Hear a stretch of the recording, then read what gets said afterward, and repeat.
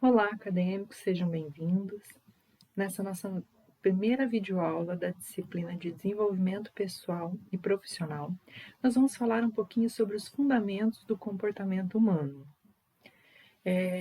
Nós vamos estudar nessa disciplina a questão do comportamento humano, como que isso influencia, né, nas organizações, como que isso influencia na nossa carreira, nas nossas percepções.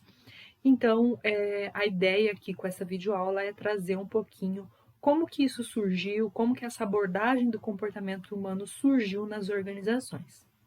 Inicialmente, ao falar sobre as teorias da administração, a gente tinha uma visão, no início das teorias da administração, de que o homem era baseado exclusivamente pelo fator econômico, então uma análise dos custos e benefícios de forma econômica, era o homo economicus, né? Isso vem lá das teorias científicas da administração, das teorias clássicas. Com o passar do tempo, foi feito a teoria das relações humanas, através de uma pesquisa do Elton Mayo, fez uma experiência chamada Experiência de Hawthorne. Essa experiência ela tinha como objetivo avaliar o impacto da iluminação na produtividade de alguns profissionais, né? E essa experiência ela foi desenvolvida na General Electric. Só que ao longo da experiência, eles acabaram percebendo algumas coisas que eram diferentes do que eles imaginavam.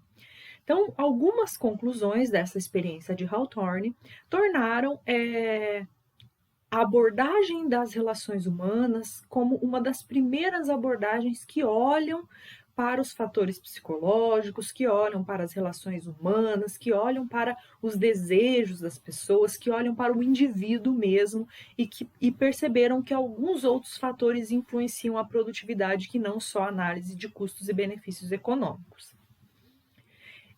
Dentre essa experiência de Hawthorne, foram identificados chegaram-se a algumas conclusões.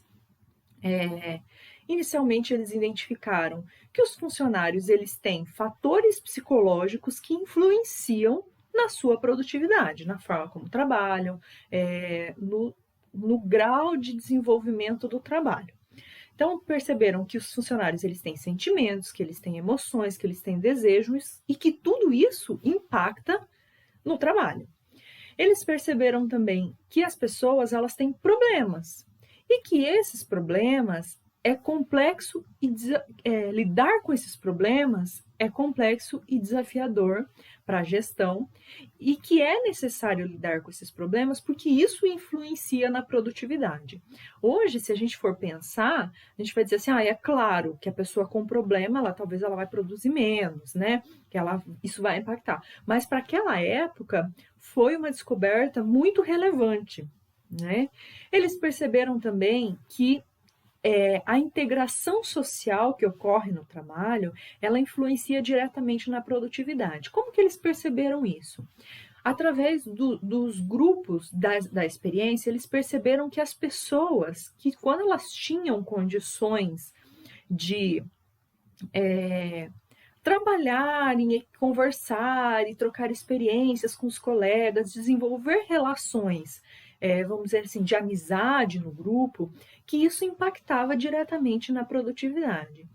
E aí eles perceberam também que um dos principais pontos de motivação da equipe era justamente o reconhecimento, a aprovação social, aprovação por aquele grupo e a participação nas atividades dos grupos. Então, quando o funcionário ele tinha um reconhecimento pela equipe, quando ele tinha uma aprovação da equipe e quando ele podia participar das ações enquanto equipe, ele trabalhava muito mais motivado.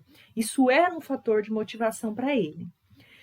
Além disso, percebeu-se que a comunicação entre os integrantes do grupo, ela influenciava consideravelmente no sucesso administrativo e principalmente a comunicação entre a gestão e os funcionários. Quando os funcionários sabiam, né, sabiam ao certo o que estava acontecendo, tinham feedback, né, sabiam para que eles estavam participando, como que eles estavam fazendo, isso influenciava determinantemente no sucesso administrativo, na produtividade da empresa. E, por fim, eles identificaram também que as normas sociais influenciavam no comportamento individual e grupal. O que seriam essas normas sociais? Quando a gente trabalha num grupo, quando a gente tem um grupo, a gente cria dentro desse grupo normas, mesmo que informais, do que é aceito e o que não é aceito naquele grupo. Então, por exemplo, se a gente combinou que a gente vai trabalhar, que a gente tem um limite de trabalho, ou que a gente tem olha, a gente precisa trabalhar nesse nível ou desse tipo. E quando alguma pessoa não faz daquela forma, ela tem uma reprovação do grupo. Então, o próprio grupo, ele cria normas sociais que estabelecem a forma de conduzir os trabalhos. E que isso influencia significativamente no comportamento individual e grupal. Então, a experiência de Hawthorne, ela foi o pontapé inicial para a análise do comportamento das pessoas nas organizações, para a influência do comportamento das pessoas na organização. E aí entra a questão dos fatores psicológicos, a questão do grupo, a questão das trocas de experiências. Então, tudo isso foi aí o início dessa abordagem do comportamento nas organizações. Tá? Então, vem daí essa discussão sobre a questão do impacto do comportamento individual e por isso que a gente vai trabalhar um pouco mais essa questão do comportamento. Em seguida, depois da teoria das relações humanas, surge a abordagem comportamental. Essa abordagem comportamental ela vem aprofundar alguns conceitos, algumas discussões que foram feitas lá na teoria das relações humanas. Então, o que a abordagem comportamental diz? A abordagem comportamental diz que o homem é um animal social dotado de necessidades. Então, ao longo da teoria da abordagem comportamental e todas as abordagens que vieram depois com relação a essa questão do comportamento individual, a gente percebe que assim muda o foco e que o homem passa que a necessidade já não é mais só econômica, que existem outras necessidades, principalmente relacionadas à área social, a questão das interações. Então, essa foi uma das defesas da abordagem comportamental. Essa abordagem também diz que o ser humano ele é dotado de um sistema psíquico. O que isso significa? Que as pessoas têm personalidades, que as pessoas têm emoções, que as pessoas têm comportamentos diferentes, que tudo isso, que todas essas questões psicológicas influenciam no comportamento das pessoas, que necessariamente vai impactar no trabalho em si e na produtividade da empresa. Então, que é importante fazer essa análise do sistema psíquico das pessoas. Além disso, eles identificaram que o homem ele tem uma capacidade de articular a linguagem com o raciocínio abstrato. Então, ele acaba transmitindo através da linguagem as questões questões abstratas que ele identifica, que ele sente, que ele percebe, né? Então ele tem essa capacidade, né? Diferente lá da abordagem clássica que diz que o ser humano não consegue pensar, que ele só consegue, que a capacidade de pensar é muito individualizada, que são poucas pessoas que têm. Aqui não, aqui diz que o homem ele tem essa capacidade, né? E aqui também diz que o ser humano ele é dotado de aptidão para aprender. Isso vai impactar diretamente lá nas disciplinas de desenvolvimento, treinamento e desenvolvimento, nas disciplinas do próprio desenvolvimento pessoal e profissional. Então, essa abordagem da questão da capacidade do ser humano em aprender, ela rompe com o conceito inicial de que a pessoa ela não conseguiria aprender, que ela não tem capacidade de pensar. Além disso, ele identifica que o comportamento humano ele é orientado para objetivos. Então, cada um tem um objetivo diferente. E aí, pode ser um objetivo econômico? Sim, pode ser. Mas além desses objetivos econômicos, as pessoas têm outros objetivos que precisam ser levados em consideração. E aí, uma questão importante que a abordagem comportamental traz, que é o padrão dual de comportamento que as pessoas têm, que ao mesmo tempo que a pessoa coopera, ela compete. O que isso significa? Que ao mesmo tempo em que a pessoa está cooperando com a equipe, ela também está competindo por um lugar melhor, para atingir os seus objetivos, enfim. Que existe essa abordagem dual que as pessoas conseguem ao mesmo tempo cooperar e competir. E que a cooperação e a competição são questões saudáveis que precisam ser analisadas. Tá? Então, essas foram as principais conclusões da abordagem comportamental e as principais defesas. A partir da abordagem comportamental, veio a teoria contingencial, que traz aí algumas outras discussões que vão influenciar nessa análise do comportamento individual. Depois da abordagem comportamental, veio a teoria contingencial. A teoria contingencial ela dá um foco muito grande à questão ambiental. Então, assim, essa teoria contingencial, ela encoraja que os gestores, né, os gerentes, os gestores de equipe, que eles prestem atenção às diferenças individuais e situacionais. Ou seja, que os gestores eles percebam que as pessoas são diferentes e que elas podem agir diferente em diferentes situações.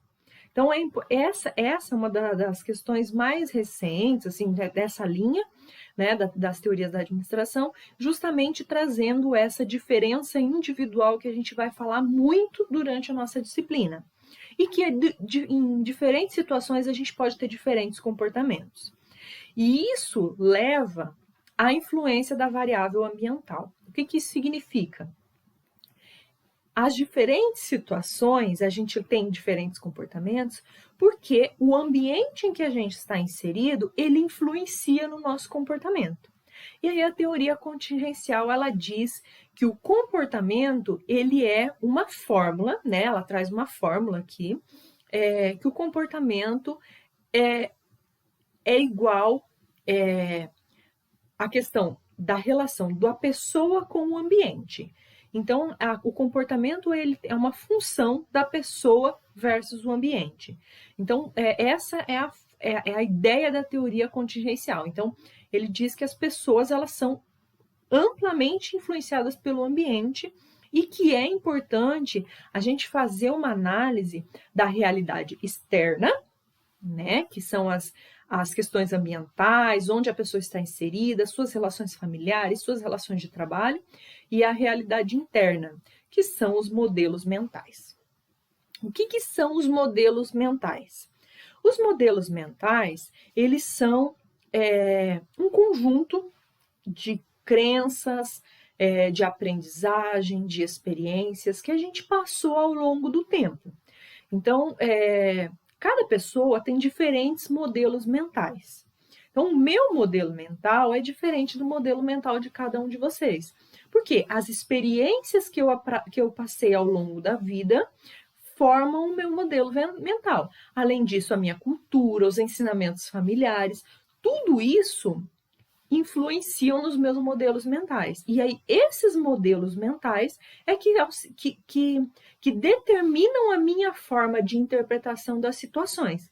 Então, por isso, cada pessoa, ela possui diferentes interpretações de uma mesma realidade e, consequentemente, diferentes comportamentos. Tá? Então, é muito importante que vocês entendam esse conceito de modelos mentais para vocês entenderem as diferenças entre as pessoas.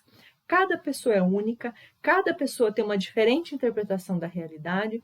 A gente vai ver mais para frente a questão das percepções, como o modelo mental influencia na nossa percepção sobre uma situação.